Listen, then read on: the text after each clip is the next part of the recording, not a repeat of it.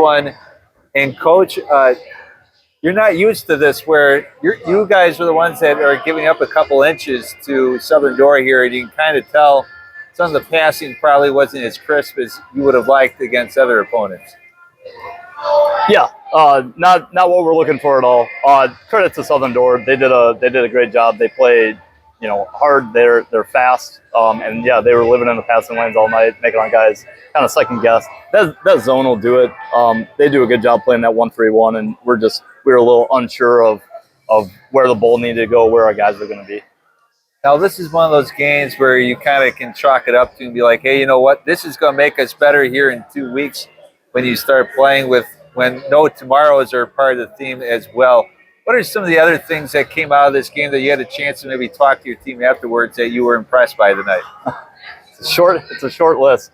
Yeah, this is an opportunity. We talked about it before the game. This is an opportunity to play a really high-quality opponent, and that's going to get us better for playoffs. I just don't think that we were – I didn't love our effort tonight. We kind of gave up a little early, especially in that first half when they were just pouring buckets in. You could see our spirits sink a little bit. So I would have loved to give in a better effort. I mean, that would have sharpened us up a little bit more. Even with a loss, we could have played harder, played better. So yeah, I mean, we still take a little bit of experience, but not as much as I'd like. And Braden City, it seemed like in the second half he started to attack the ball. I should say attack the hoop a little bit more. You can see there he went to the free throw a number of times. It looks like he got about 8 points off the charity stripe there. How important is it for him to kind of feel the rhythm, feel the ride, and be able to go into the lane and get those buckets? If not, at least draw some fouls and kind of force the issue that way. It's super important. He's really good at doing that. I think the zone just kind of played tricks with him a little bit, and every time he was looking to drive, especially in that first half, he was just seeing a bunch of white jerseys in front. So you could tell he was a little hesitant and just not knowing how the defense is going to rotate. Obviously, he was more comfortable in the second half, but we can't give up 50 points like that in the first and expect to still be there. And you have a pretty busy stretch here as well. Obviously, you had the 2 games in short order last week. You'll have to bounce back here later this week against Sturgeon Bay. Once again, how happy are you with just the conditioning-wise? Obviously, you were saying that the effort may have been a little short of what your expectations would have been here as well, but how does this impact, this kind of sprint to the finish line help you guys come hopefully early March? I hope it helps us a lot.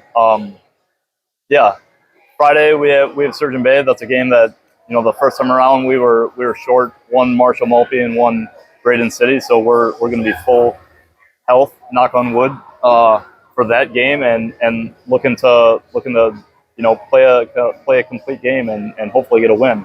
And then next week we have 3 games. One of those was a snow out from earlier in the season. So yeah, we're finishing the season with a lot of games. Hopefully that gets us, in a good rut going into the playoffs. I know just even having Keita back, and I got him some minutes tonight, but he's going to need those extra games. Just build a little bit more chemistry and get the legs underneath him. And I guess the one other positive that you're able to take from this is that because you've been able to empty the bench, obviously not for the good reasons tonight, but against Sevastopol, you're able to empty the bench, and for good reasons, you're giving a lot of guys some extra minutes at the varsity level as well as you head into the tournament. Yeah, always good to get them in the game.